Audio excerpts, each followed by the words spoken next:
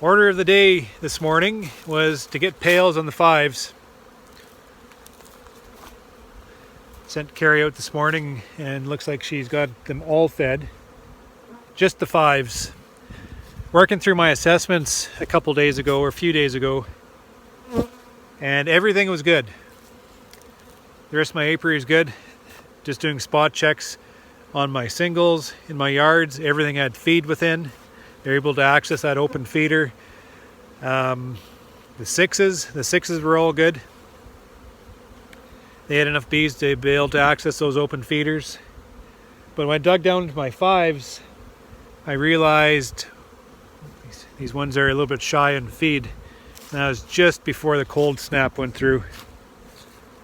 And it's been cold over the last 3 nights. And these bees have already been pulling back on their brood nest, and I'm afraid that the smaller ones, the bigger ones would be fine, but the smaller ones may be pulled back to the point where they're just maintaining the capped brood within the nest just to get them through. Just that critical mass within those smaller ones, just not quite there. Always run a risk on these 5s. They always seem to be just a little bit small, and they're good if the conditions follow suit. But you have just a few hiccups in the spring and it just puts so much more pressure on these 5s. We're probably going to, as soon as Carrie's done feeding, she's out focusing on feeding today, and I'm going to start the next round here and start some housekeeping. Maybe there isn't a lot that we can do until we're ready to actually start beekeeping again. So it's supposed to be nice these next couple days, and then cold again. -10 they're saying Friday night, and then just kind of blah for the next 3 or 4 days after that. Is like, how can you actually get up and start a round, some management rounds, when you just get slapped with cold weather again? I don't know what to do. But I got to do something to keep busy, right? So what we need to do is get these units moved out into their sites. And I've been doing that every morning. And the cold days I've been working all day at that. Just about done. I'm going to have to get these nukes out sooner than later because, well, there's way too many bees in this yard. There's all these nukes, like 400 nukes, and then another 144 single hives over there. It's too much pressure in this yard. We're going to start getting robbing issues. Especially when we just slap some fresh syrup on top of these colonies. These nukes are going to be focused on a little bit because there's little spillage here and there and drips from the pails. So, this yard's too big and we're getting too late in the season, and there's too much activity to have this many bees in one yard. So I got to focus on those efforts to get these hives moved out where there should be. And then what I got to do is we have to go through, well, I'll be sending Carrie through. We can't do assessments and such. Just when the weather staggers like this and it's just blah, and there's not any real drive and growth, we go through and we can identify the big ones well enough, but the smaller ones we want to assess, and we want to assess for vigor and potential. And you can't do that when there's a slap of terrible weather fall upon them. You need to be able to do it when they're actively optimistic, and you want to see what they are able to achieve. Because a nest that's slapped down from cold, if it's just a little bit small because of they're below that critical mass, they're going to pull back. That's not the queen's fault. That's just circumstances is resulting in those conditions. So we want to see what that queen wants to do. We want to see some vigor from her. We want to see a nest that she's developing. We want to see, the bees taking the eggs when they hatch and taking them into that larval state, and just the condition of that nest, of that developing brood. So we want to be able to read that brood nest to be able to determine if that queen is worthy of promotion. We're going to have to maybe promote a few more of these 5s. These girls have been through now 2 cold spells, and it's just they're just falling below that critical mass. And a lot of this isn't their fault. Like these girls, they had like 5 boxes stacked over top of them last year, developed out these beautiful little nests. It's just I wintered them in 5s, which meant that, you know, they're restricted to a smaller winter nest. And that just leaves them vulnerable to, you know, kind of a stagger, 2 staggers in the spring, which will just set them back a little bit, a lot easier. So we just, at times, we had to take that unit and just promote them a little bit with a boost. But only if they're viable, only if they show potential or optimism, and we want to be able to extract all that brilliance from them and just let them make us money. Right. These 6s, on the other hand, they just seem to be able to, they have one more frame of food, one more frame of brood. And it's just like, that's just one more frame seems to make all the difference there. But those 5s, I'm in love with those 5s because they mate extremely well. And they're just so user-friendly through the mating season, and you get them in, they're just sexy little nests, and like, I just can't help myself to fill them up full of bees.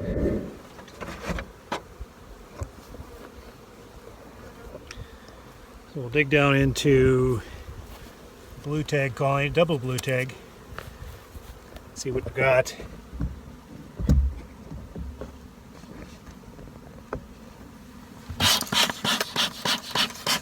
My smoker will help me out. Yeah, so these guys are looking a good 6, 7. They're covering 8 seams of bees there, so that's a capable nest. So these guys are feeling nice and heavy. I'll just take a peek here.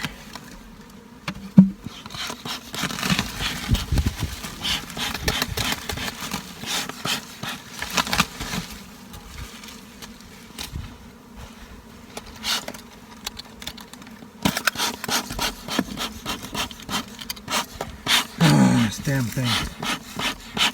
Why do I even bother? Okay, I'm just looking down, and they have... Boy, they're devouring this patty. It's not done.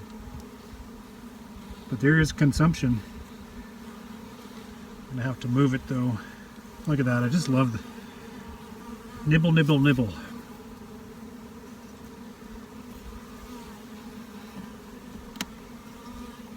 Nest is nice and quiet.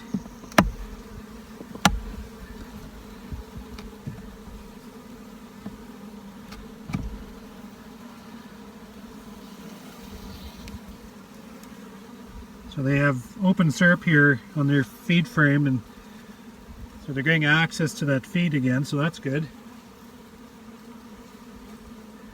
Oh boy, we're right into the brood, so make sure she's not here. No eggs.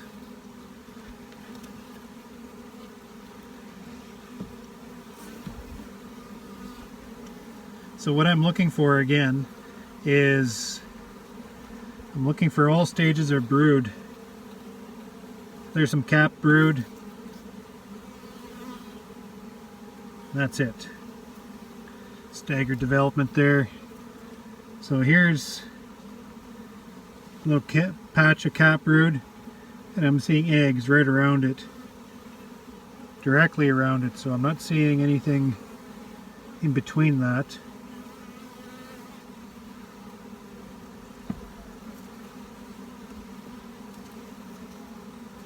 I'm going to cut the colonies a little slack though. I mean, you've seen the weather that we've gone through these last few days.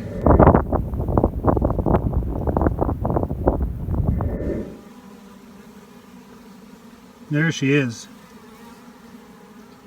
Come out and show yourself. She's an older one. Lost the tag on this colony, so I'm not sure how old she is. Just a little bit worn down a bit, you know. But she's going like gangbusters. So I'm looking at cap brood and eggs. So I don't see any. Yeah, same here. So this, obviously, this cap brood here, really well defined pattern, and a bunch of young bees here filled with eggs. So if you can see the ring, the center here is already hatched out, and she's laid that full of eggs already. and this is about to emerge right there. And then she's complemented that with eggs on the outside of that. So still I'm not seeing all stages, I'm just seeing the older developed, and then she just recently laid that right full.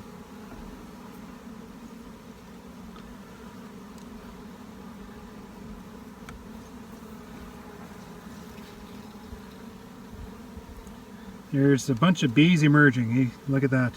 So all that, and she's filled that right up with eggs again.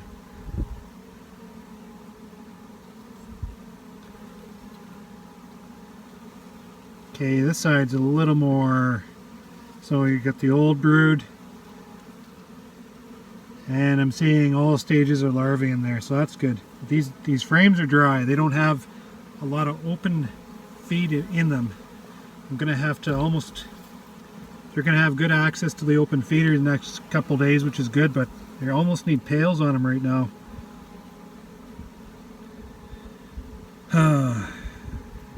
Yeah, this side, same thing. All stages of brood though. I'm looking at old, looking at mature larvae, all the way down to young larvae. But dry, the frame's dry.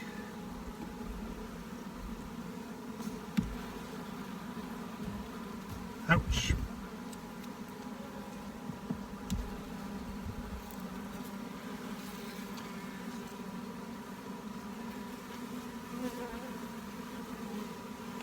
Just a little bit of stored syrup in there, that's good. Well, this is a real nice frame that has all stages of brood. We have, well, not except for the cap brood, but we have all stages of we've got egg, the egg's hatched, and the bees are taking him on, and they're getting older as we go out. So that's optimistic, that's good. Maintaining some drone presence here. My boys, we'll be needing them pretty soon. Pull out one more. So that's basically telling me that they pulled back a little bit through this cold weather. They're still pulling there, but these nests are getting dry. There's honey, lots of honey there, and there's lots of honey in these two frames, so they're not starving, but they need that stored nectar, stored syrup around the brood to be able to provide that continued optimism to move forward. These colonies need pails. I'm going to watch very closely to that weather forecast. In these next 2 days, we're going to be seeing, well, today is 15 degrees. Their access to the open feeder is easy. Tomorrow is going to be 18 degrees, so they should have access to the open feeders. They'll get some of that fresh sugars into the nest.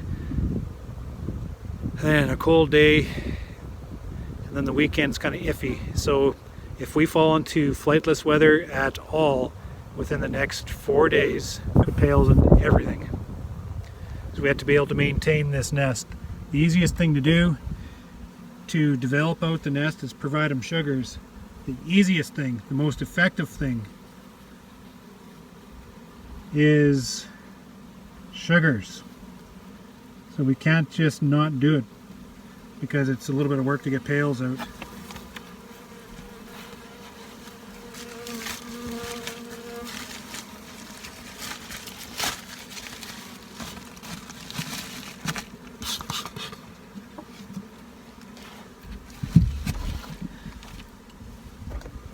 Let's take a look before my battery falls dead here.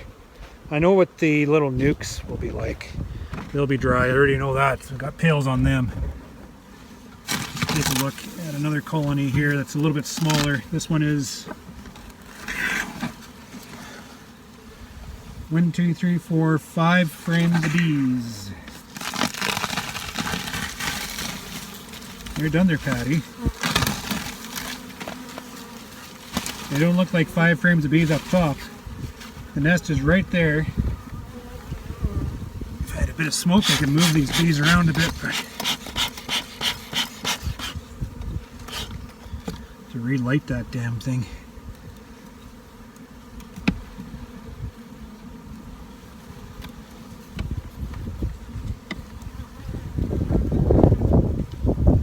kick that wind.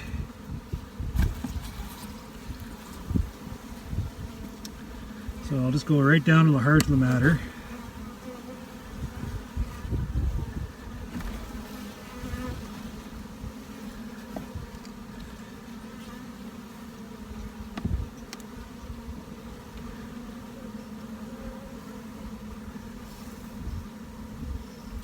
This nest looks good. Nice little patch of brood, surrounded by mature larvae, surrounded by all stages of young larvae. That's a good frame to see. This side's packed full of eggs. She's probably on this frame.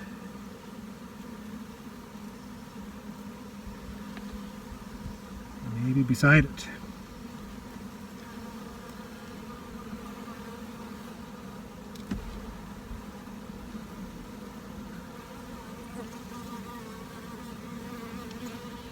Eggs everywhere.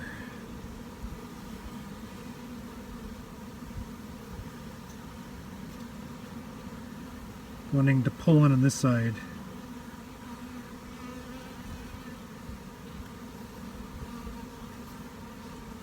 Got some drones walking around. Let's go the other way.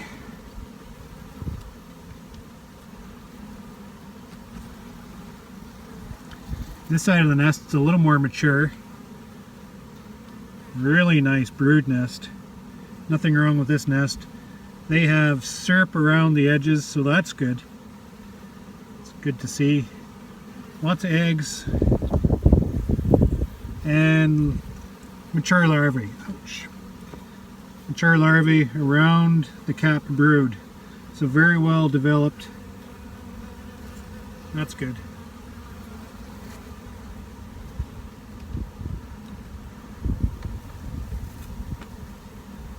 So today and tomorrow is going to be extremely important. There she is.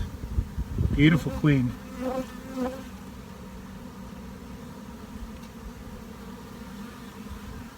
She's put in there in 2018, so you're not that old.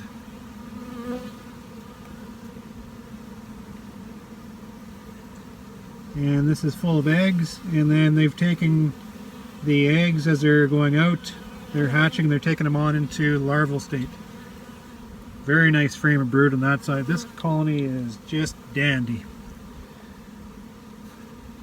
And not a lot of open syrup here. They need syrup.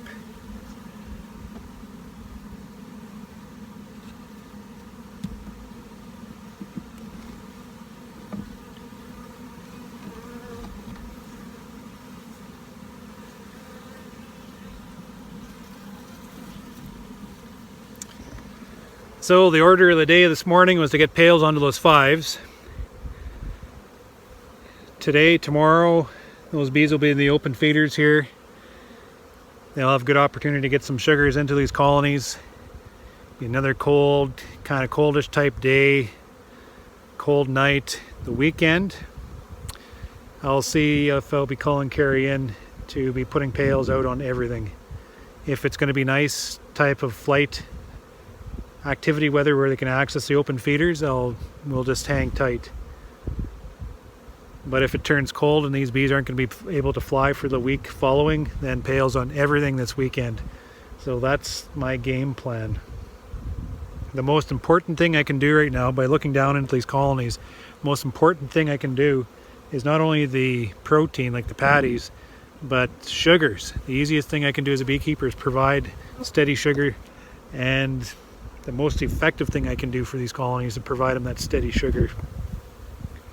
And why in the heck am I not doing that?